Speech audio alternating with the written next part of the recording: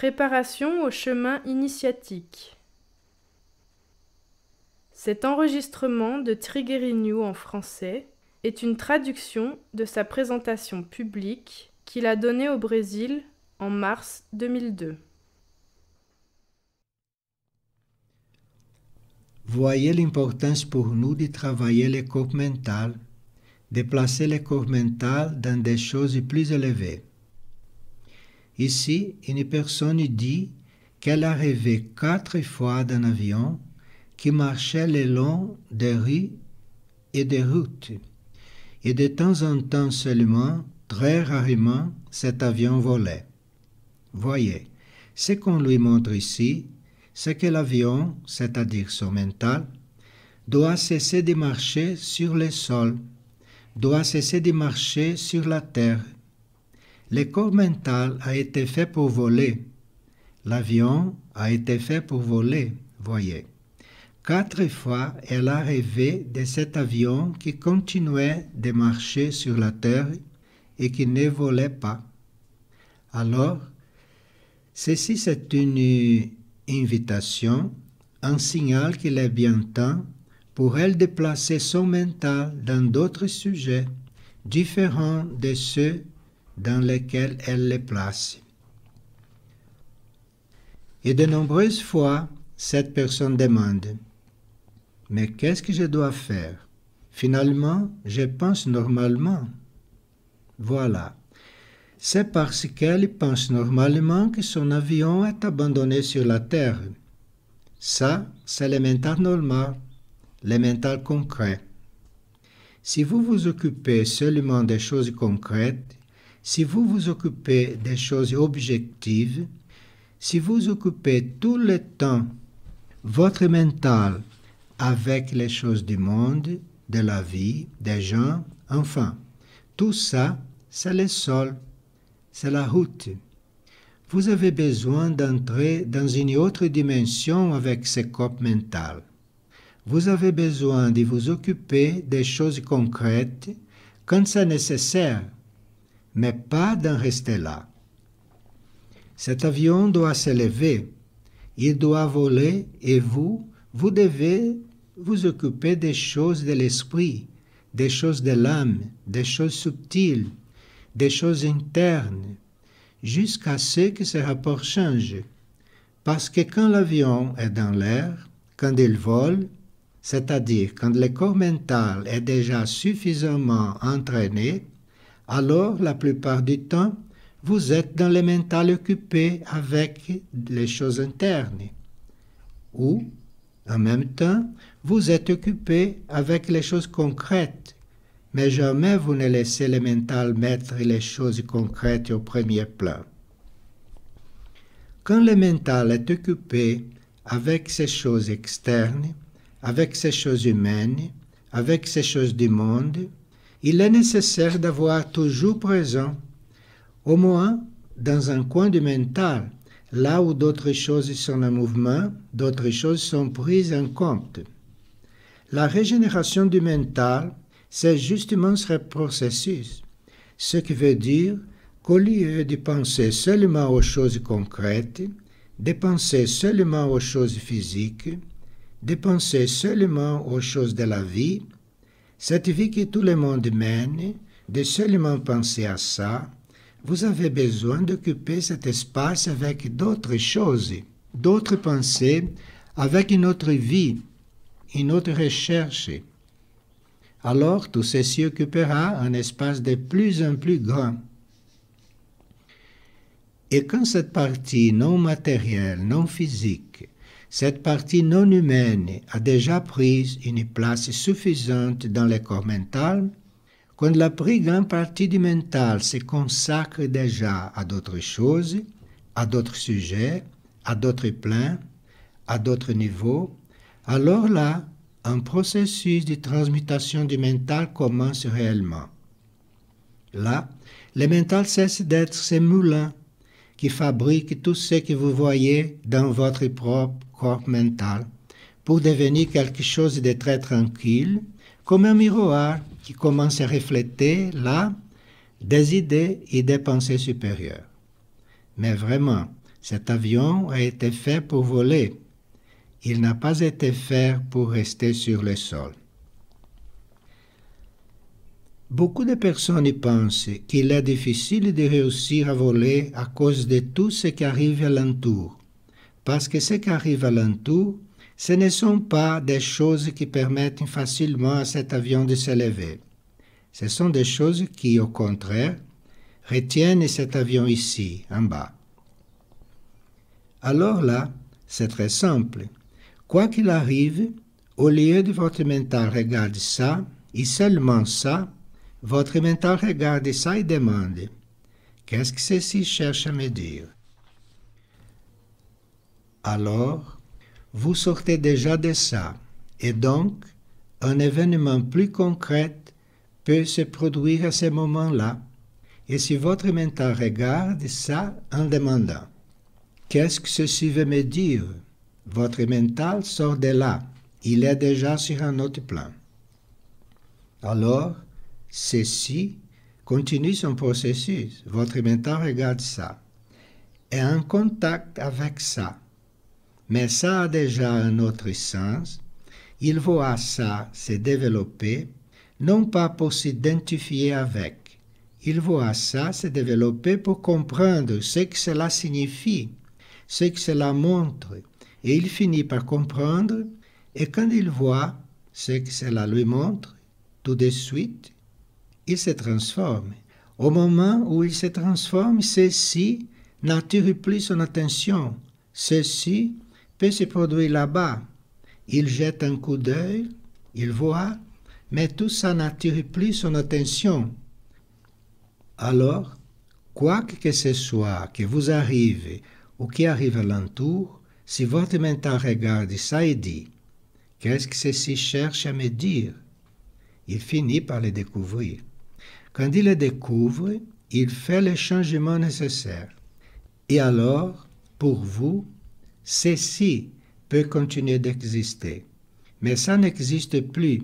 Ça ne vous touche plus parce que ça a déjà joué en vous le rôle que ça devait jouer. Vous avez déjà changé quand vous avez vu ce que cela voulait vous dire.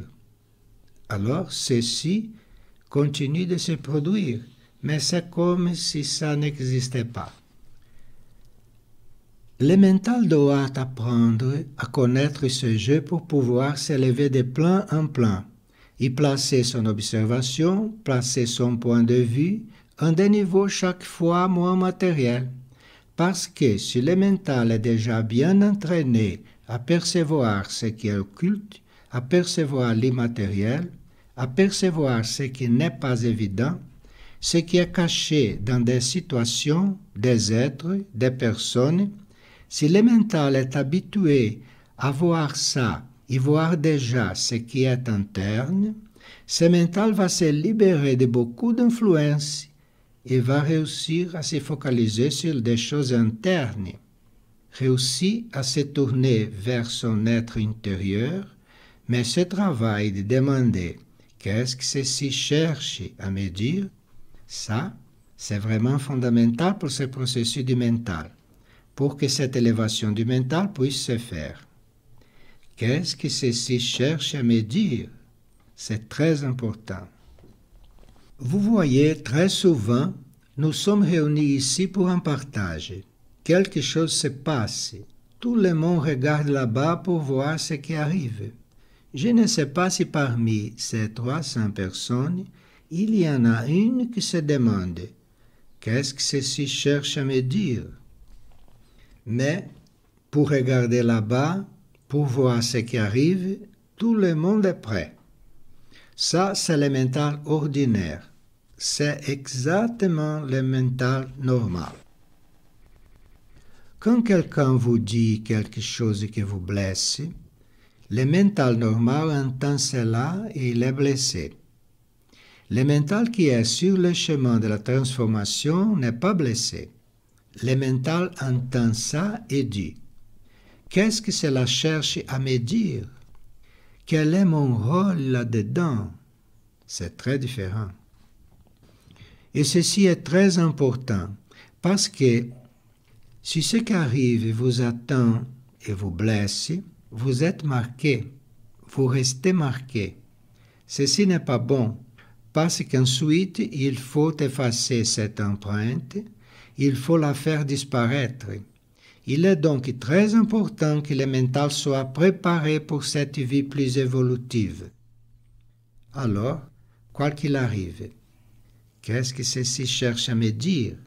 Et il commence déjà à résoudre ça, ainsi il ne restera pas marqué par ce qui est arrivé. Parce qu'il s'occupe de sa transformation, il s'occupe de chercher, de comprendre ce que ceci lui apporte. Maintenant, une personne demande: comment pouvons-nous cesser d'être sous l'influence de toutes ces choses qui nous entourent, ces choses de notre mental, surtout dans le monde occidental et dans les grandes villes? Comment pouvons-nous cesser d'être sous cette influence? Le processus est le même dans tous les cas. C'est vous-même qui élevez votre mental, vous regardez attentivement, vous portez votre attention sur ce qui est supérieur, ce qui a le plan élevé, et vous ne passez pas beaucoup de temps à observer les choses négatives. Les choses négatives, on les regarde uniquement pour les enregistrer. On n'a pas besoin de les regarder beaucoup. Les choses négatives, vous les regardez, vous les enregistrez, et c'est tout. Si vous pouvez aider, vous aidez. Si vous ne pouvez pas aider, vous enregistrez, et tout de suite vous allez vers autre chose. Vous ne restez pas là, parce que si vous restez focalisé et négatif, ce que soit en vous-même ou envers les choses, alors là, cette élévation du mental devient plutôt compliquée. Maintenant, une personne pose une question au sujet des initiations, comme si elle avait déjà été initiée ou comme si les initiations étaient des choses très ordinaires, tout à fait normales. Et elle demande quels seraient les signes perçus. Un des signes que donnent les initiations, un des signes les plus profonds que laissent les initiations, c'est le silence. Le silence. Un individu qui passe par une expansion de conscience doit, pour commencer, vivre la loi du silence. On n'a jamais entendu un initié dire qu'il est un initié. Ça, on ne l'a jamais entendu. Celui qui dit qu'il est initié, je ne sais pas s'il comprend bien de quoi il parle. Parce que la loi du silence est une loi de base, une loi fondamentale dans ces cas-là. Pour que nous allions dans ce sens-là, pour nous préparer à ça, il est nécessaire qu'on apprenne non seulement à garder le silence au sujet de tout, mais avant tout à notre propre sujet. Toutes les personnes qui ont un grand besoin de parler d'elles, de se raconter, de se répandre, de se confesser et tout ça, toutes ces personnes doivent apprendre la loi du silence. Tout ça doit être éduqué jusqu'à ce que l'individu parle vraiment seulement quand c'est nécessaire, quand c'est pour le bien, quand ça va aider. Parler de soi vraiment, dans quelques rares occasions, dans ces rarissimes occasions où il est correct de parler de soi. Parfois, c'est pour stimuler l'autre avec sa propre expérience. Je ne vois pas pourquoi parler de soi. C'est une chose tellement étrangère que je ne sais même pas ce que c'est. Mais le silence est fondamental dans ces expansions de conscience, ainsi que la disposition au service. La disposition au service et l'acceptation de tout type de purification. Alors, pendant que nous nous purifions, nous nous plaignons, nous nous défendons, nous nous préservons, tout ça, c'est naturel. Cependant, sur le chemin de ces expansions de conscience, Pour avoir ces expansions de conscience, nous devrions avoir la purification comme principal recours, comme principale clé. Alors, quelqu'un qui s'y prépare pour ça, ou quelqu'un qui est déjà préparé pour ça, ne s'alarme pas, ne réclame pas, n'est pas dérangé, quel que soit le type de purification par lequel il passe. Et ces purifications ne sont pas seulement physiques, elles sont organiques parce que les cellules, les corps, doivent devenir plus perméables, plus sensibles. Les corps doivent apprendre à répondre à une vibration plus élevée. Alors la purification organique, la purification physique est aussi fondamentale. Et si un individu se prépare pour une expansion de conscience, il sait intérieurement que cette purification est nécessaire. Et il sera vraiment le dernier à parler de tout ça, le dernier à se plaindre, le dernier à se lamenter, parce qu'il sait tout ce que cela représente. Alors, vous voyez que ce chemin n'est pas pour n'importe qui, parce que dès qu'une chose commence à devenir inconfortable, nous commençons déjà à perdre notre équilibre. Nous cherchons à remédier à cela, nous commençons à éviter certaines choses purificatrices, ce qui veut dire que nous sommes sur le chemin de la purification, mais pas sur le chemin initiatique. Sur le chemin initiatique, nous nous trouvons devant les mêmes choses que les autres personnes, mais notre attitude est complètement différente. Notre attitude est une attitude de silence face à tout ça. Pas seulement ne pas parler, de silence intérieur lui-même. C'est que vous êtes en train de vous purifier, vous êtes dans une épreuve, vous passez par une épreuve, et intérieurement, vous ne vous inquiétez pas, vous ne vous effrayez pas, non plus intérieurement, pas plus que vous ne réclamez intérieurement. Tout ça fait partie d'un processus de purification. Tout ça fait partie d'un processus de dépuration nécessaire, indispensable pour que vos corps puissent recevoir une énergie plus puissante. Et donc, recevant une énergie plus puissante, vous pouvez élargir votre champ de service et ne pas alimenter les conflits du mental. Quand les conflits du mental commencent, il est nécessaire de ne pas alimenter ça et de maintenir une pensée positive, ceci est très important. Quand nous n'allons pas dans cette direction, quand les pensées positives ne prédominent pas en nous, et quand les conflits du mental qui arrivent toujours parce que le corps mental est formé par des cellules qui viennent du réservoir général des atomes, et que dans ces codes génétiques, l'hérédité existe, alors il se peut que le fonctionnement de notre corps mental ne soit pas compatible avec notre conscience. Notre conscience peut avoir dans notre corps mental des choses inadaptées. C'est parfaitement normal parce que notre atome permanent mental est celui qui est là depuis le début. Mais tout le reste du corps mental est fait d'atomes qui viennent de partout. Donc, nous devons apprendre à ne pas alimenter des conflits qui surgissent à ce moment-là. Les conflits qui surgissent dans le corps mental peuvent ne pas être les nôtres.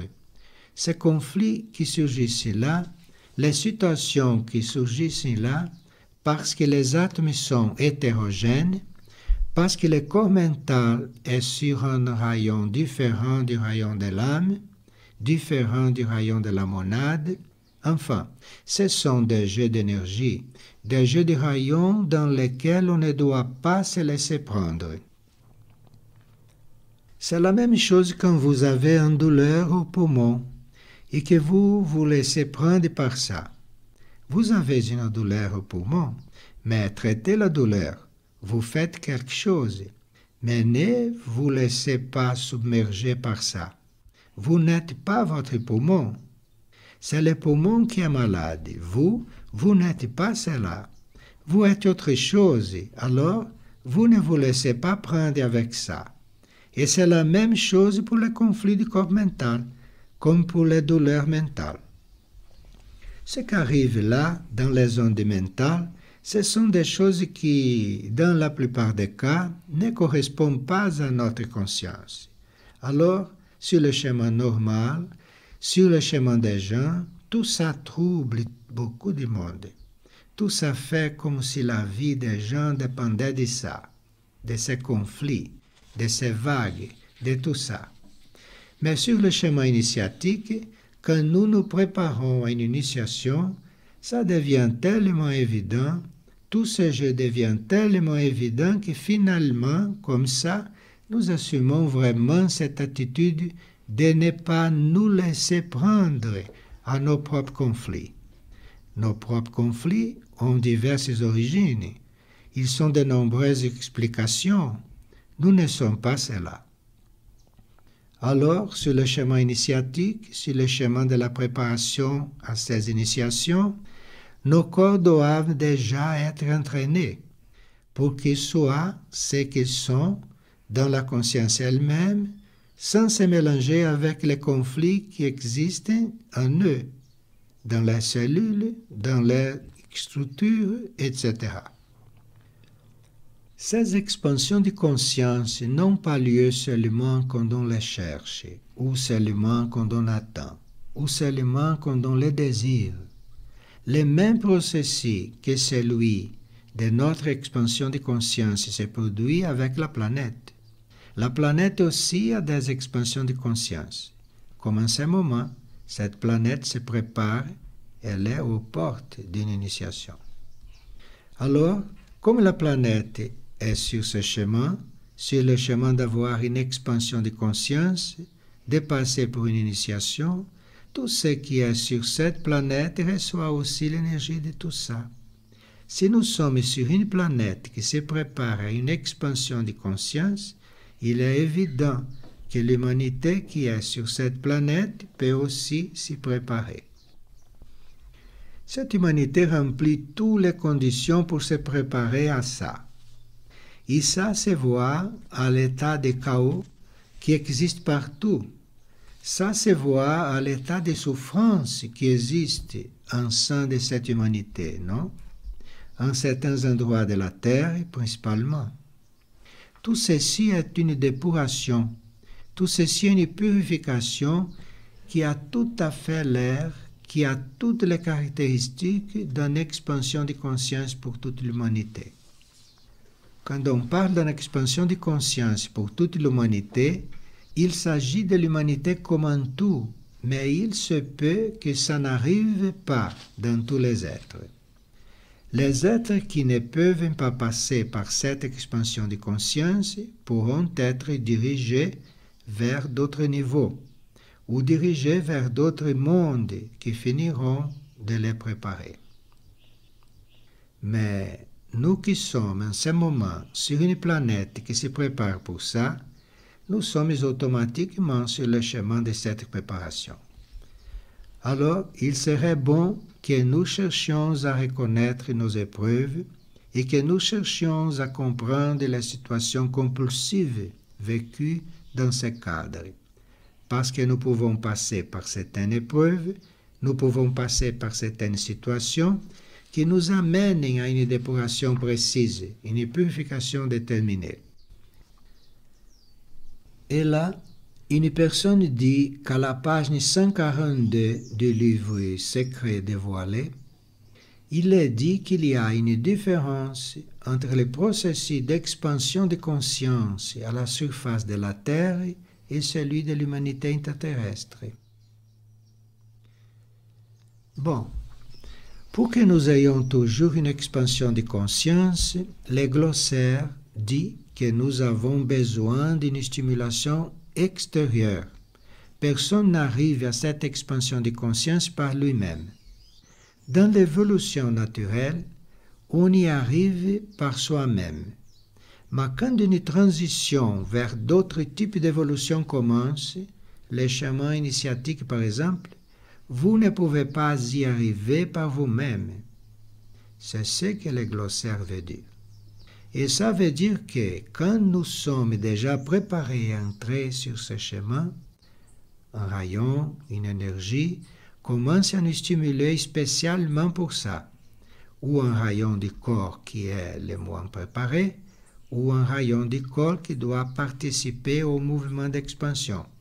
Mais en fait, il y a toujours un rayon ou un ensemble de rayons énergétiques qui sont là pour nous stimuler spécialement. Et certains rayons commencent à nous stimuler, certaines énergies commencent à nous stimuler, parfois même. Ce sont des énergies de notre propre monade, de notre propre âme, qui commencent à nous stimuler pour ça. Parfois, les corps, les véhicules, ne sont pas préparés pour cette stimulation spéciale. Mais ceci doit se faire parce que c'est écrit dans la vie de cet individu. Cependant, il ne peut pas être détruit par une stimulation plus forte que celle que ce corps, en ce moment, peuvent recevoir. Ceci peut arriver de la façon suivante. Un membre de la hiérarchie, un être ou une conscience sert d'intermédiaire entre l'énergie de ces rayons, cette stimulation et l'individu. Alors, l'individu ne cesse pas de recevoir cette stimulation, il ne cesse pas de recevoir l'impulsion, mais il est comme protégé par cette entité ou par cette conscience qui est là autour, qui accompagne ce processus. Ce sont des consciences et des êtres qui ont eu des expériences très positives avec nous. Ce sont des êtres ou des consciences que nous avons servi dans le passé, et après que cette conscience ait évolué, après que cette conscience se soit transformée, alors cette conscience peut être amenée à servir de hiérophante. Cette conscience peut être amenée à servir de filtre au cours des moments pendant lesquels nous devons recevoir une impulsion plus forte. Cette conscience qui vient nous aider à recevoir cela ne cesse pas non plus de nous stimuler. Rien que la présence de cette conscience déjà stimule l'expansion de notre conscience parce que là, les rayons, l'énergie agissent. Ils agissent là parce qu'ils comptent sous l'aide de cette conscience dans le sens où ce matériel supportera tout ça. Il n'existe pratiquement pas d'initiation sans cette aide extérieure. Et sans vouloir comparer, parce que c'est une autre histoire. Mais dans le même sens, vous avez lu là, dans Signe du contact, que beaucoup de choses ici ont besoin, pour arriver, d'avoir à les côtés un être qui serve de hiérophante et qui serve d'intermédiaire pour que certaines choses puissent arriver. Dans tous les moments importants de notre vie, dans toutes les étapes vraiment fondamentales pour notre évolution, nous devons avoir cette stimulation extérieure. Extérieure, c'est une façon de parler. C'est peut-être une conscience, un être plus évolué ou une circonstance qui vient nous donner une stimulation particulière à ce moment précis, pour que nous soyons dans les bonnes conditions pour recevoir cela. Ce qui nous stimule, ce qui nous accompagne dans le processus d'expansion de notre conscience, ce sont des consciences, ce sont des êtres reliés avec nous par le karma depuis le début. Ce sont toujours des êtres très connus qui en sont à un autre stade de développement. Me vient à l'esprit une histoire. Une personne avait eu une ou deux expansions de conscience et elle devait en avoir une troisième. Mais pour avoir cette troisième, elle avait besoin d'avoir un contact physique face à face avec quelqu'un qui soit plus avancé. Alors, un jour, quelqu'un téléphona chez elle. « Vous allez sortir de chez vous aujourd'hui ?» demanda une connaissance. Elle répondit, « Non, je vais être chez moi. »« Ah, c'est bien, parce que Paul Brunton va venir. » Paul Brunton était dans cette ville. Elle dit, qui? Paul Branton vient ici? Oui, il vient. Vous êtes là? Il vient aujourd'hui, dans l'après-midi. Le moment venu, Paul Branton apparut. Elle ouvrit la porte et il entra. Ils s'assirent tous les deux et bavardèrent. Il lui posa quelques questions et tout ça, ils bavardèrent un moment et ensuite il se leva et s'en alla. Il se leva et s'en alla. Bon. À partir de ce moment-là, il y eut une sorte de transformation chez cette personne. C'est-à-dire que là, une expansion de conscience devait être faite, mais qu'elle seule ne pouvait y arriver. Alors, il fallait ça, que quelqu'un passe par là, arrive ici, parle un peu avec elle, et quand elle me raconta cette histoire, je lui demandais, « Mais comme ça, Paul Branton, vous connaissez? » Non. Je connaissais Paul Branton comme ça, de l'avoir lu, j'avais entendu parler de lui, mais dans cette vie, non. Nous ne nous étions jamais vus. Mais alors, vous étiez une inconnue pour lui? Non. Ça, c'était dans cette vie. Mais pendant de nombreuses vies, j'ai été son élève. Je lavais son linge, je cuisinais pour lui, j'étudiais avec lui. Dans cette vie, il m'avait dit, « Écoute, je viendrai. » Il est venu, c'est tout. Il y a toujours quelque chose comme ça.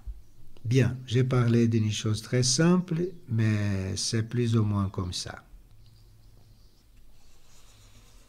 Et une personne demande si nous pourrions aussi dire certaines choses au sujet des nuits obscures de l'âme, de Saint Jean de la Croix. Ce que nous appelons nuits obscures de l'âme, ceci est perçu après qu'on ait eu déjà une période de connaissance de l'âme.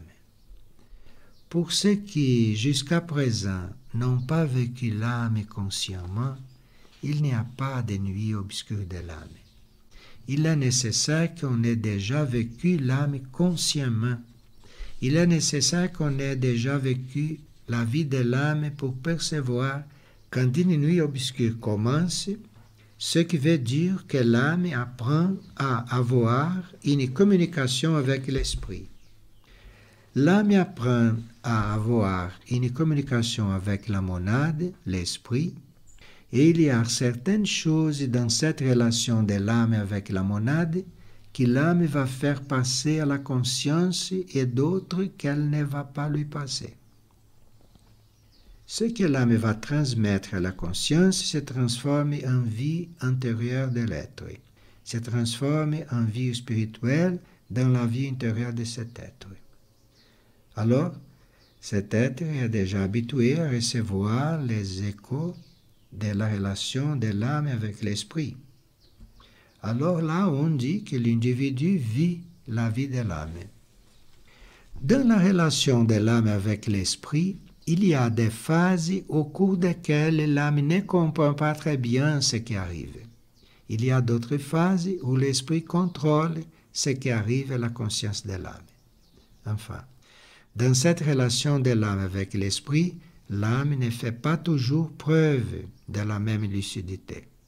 Dans ces moments-là, l'âme reste un peu abandonnée à elle-même pour qu'elle puisse développer certaines forces et pour qu'elle apprenne aussi à voir dans la foi sans que ce soit l'esprit qui lui montre.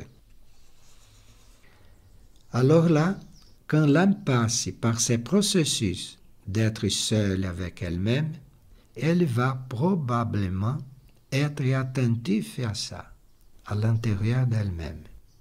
Et là, celui qui est habitué à vivre consciemment la vie de l'âme se trouve dans cette nuit obscure, parce qu'il ne vit rien. L'âme à ce moment-là ne lui transmet rien, parce que l'âme à ce moment-là est en train de travailler, elle aussi, le fait d'être seule avec elle-même. Dans la nuit obscure de l'âme, nous n'avons pas, par exemple, des rêves au sujet de la vie intérieure. Dans la nuit obscure de l'âme, nous n'avons pas de visions, nous n'avons pas d'intuition, nous n'avons pas d'impression, tout ce que nous avions, non? Alors, à travers notre perception, nous commençons à sentir un vide, comme si on n'avait rien à l'intérieur. Alors que nous avions cette force intérieure, nous avions ce feu, nous avions cette lumière, nous sentions cette présence, nous savions que tout ça était là. Quand l'âme est là, retirée en elle-même, quand l'âme est en train de résoudre les problèmes de son langage, de son dialogue, de sa relation avec l'esprit, alors elle est très recueillie pour résoudre tout ça. Ce ne sont pas des problèmes pour la conscience humaine, mais là, c'est comme s'il y avait un vide. Il n'y a pas de perception de vie intérieure. Il n'y a aucune preuve que vous avez une vie intérieure. Vous vous sentez comme si vous étiez dépouillé de compréhension spirituelle, de sensibilité. Vous vous trouvez ainsi dans une situation plutôt aride. Ceci, pour les sens, est très douloureux. Les sens trouvent ça très inconfortable, très douloureux. Pas seulement les sens extérieurs, mais aussi les sens intérieurs. Nos sens intérieurs qui perçoivent les choses par des voies internes. Ces sens restent très en dehors quand tout ceci arrive. Et le mental aussi, parce que le mental n'a pas la même clarté. De quel côté que le mental se tourne, il rencontre seulement la sécheresse. Il rencontre seulement cette absence de réponse. Il rencontre seulement quelque chose dont il ne comprend pas la cause. Mais comme c'est déjà une âme, comme c'est déjà un être qui est sur le chemin et qui a la foi, alors là, c'est le moment d'utiliser la foi. La foi existe pour ces moments-là. La foi existe pour nous maintenir stables. La foi existe pour nous maintenir équilibrés. Précisément quand ces choses intérieures disparaissent pendant une période. Quand ces choses intérieures entrent, non pas en récession, mais entrent dans un autre rythme. La foi sert à ça. Il est clair que celui qui arrive dans une nuit obscure connaît déjà très bien la foi. Sa foi est déjà travaillée et il découvre vite que seule la foi ici a de la valeur. Alors nous traversons une nuit obscure, nous traversons une période sans aucune conscience de ce qui se passe à l'intérieur, de ce qui se passe dans la réalité des choses. Nous traversons cette nuit obscure portée par la foi. Il n'y a pas d'autre manière de passer par cette expérience. Il n'y a pas d'autre manière de passer par cette nuit. Ce sont des périodes pendant lesquelles nous restons un peu inconscients de ce qui nous arrive intérieurement et de toutes ces choses qui fondaient notre vie, non? Nous sommes là pour une période plus ou moins longue. Cela varie. Cela varie en fonction de la valeur de cette nuit. Cela varie en accord avec ce qui s'y produit entre l'âme et l'esprit. Entre les choses que nous apprenons et traversant ces périodes dans la foi pure, parce que vraiment il n'y a rien sur quoi nous appuyer, rien qui nous soutienne, parce que ce sont des choses intérieures, ça n'avance rien de faire quelque chose parce que c'est intérieur. Il n'y a rien qui résolve ça, sinon la foi. Ici, c'est la foi et rien d'autre. Il faut rester dans la foi et continuer dans la foi. Les résultats de cette nuit obscure, de cette expérience, les résultats intérieurs, spirituels, est très profond. Après une nuit obscure, l'âme est beaucoup plus proche de la monade. Le contact entre l'âme et la monade est beaucoup plus approfondi.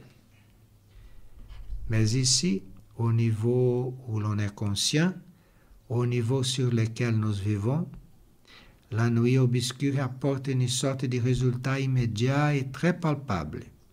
Notre conscience reste impartiale devant toute chose.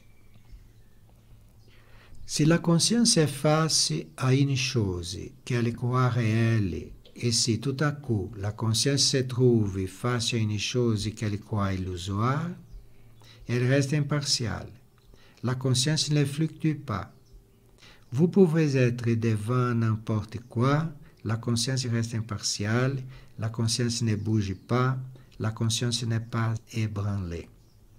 Alors, vous êtes face à ce qui est considéré comme un bien, face à ce qui est considéré comme un mal. Vous voyez la différence, mais la conscience n'est pas ébranlée. La conscience reste totalement impartiale. La conscience va d'une chose à l'autre impartiale sans perdre son équilibre. Ceci est le résultat des nuits obscures. Ceci est ce qui arrive après la nuit obscure. Ceci est ce que la conscience apprend en cheminant dans la foi. Comme la foi ne demande pas d'explication, pendant cette période de sécheresse, vous ne demandez rien. Ça, c'est très important. Parce que poser une question et attendre une réponse, c'est une perte de temps. Si vous avez la foi, vous avancez sans poser de questions, et là, c'est plus rapide. C'est très mystérieux ça. Et celui qui n'a pas une foi à travailler, celui qui ne vit pas la foi, croit que tout ça est une chose monstrueuse. Mais ceci se passe dans ces plans, n'est-ce pas? Dans les plans de la foi, c'est comme ça.